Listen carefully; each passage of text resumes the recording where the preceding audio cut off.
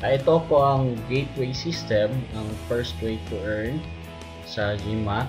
And dito sa gateway system, your goal is to reach the number 1. So as you join po, pagbayad nyo ng 3,000, mabibigyan po kayo ng 6 box of G7 coffee and a bonus ball. Now, pag meron na po kayong bonus ball, nakapasok, ibig sabihin nakapasok na po kayo dito sa gateway. Ang kailangan po para kayo mag-earn is maging number 1 sa position at merong 5 na taong pumasok din sa gateway. Etong 5 na tao, maaring hindi mo siya kilala or maaring kilala mo rin. Pero one thing for sure is ito po ang effort ng ibang tao. Now, pag meron ng 5 at ikaw ang nasa number 1 position, bibigyan ka po ng 4,500. Aside from that, may 5 bucks of G7 coffee ka, 2,500 pupunta sa bank mo, at yung 2,000, yun po ang magre-head to the gateway. Ano po ibig sabihin nun?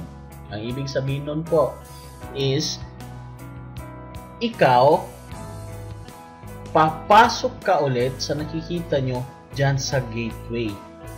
So, ikaw, uurong ka lang. Maging ikaw na naman sa huli, tapos eto si Aya, siya naman ang makaka-receive ng bonus na 4,500. Yan po ang tinatawag natin na gateway. At ito po, paulit-ulit lang na cycle ito. Kaya the more ang papasok, the more ka rin uurong. Kaya ang effort ng iba, makikinabang ka talaga. Invite mo man, kilala mo man, or hindi.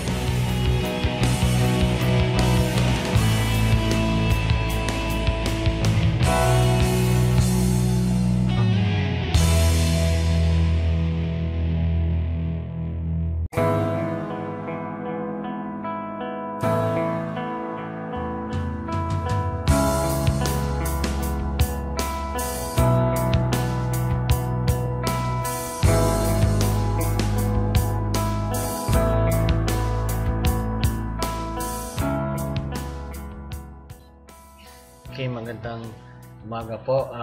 Ngayon, ipapakita ko po sa inyo yung tinatawag na team effort, kung saan effort ng ibang tao, effort ng taong nasa loob na ng GMAT ay makikinabang ka rin. Ito po yung effort ng mga uplines, pati na yung ibang downlines. Maaaring kilala ko po at hindi ko kilala, makikinabang pa rin ako. So kung napapansin nyo po, nag-join po ako October 14, diba? Yan o, ito po yung pinost ko noong October 14. Kung makikita nyo, nasa ika-158 po ako. No?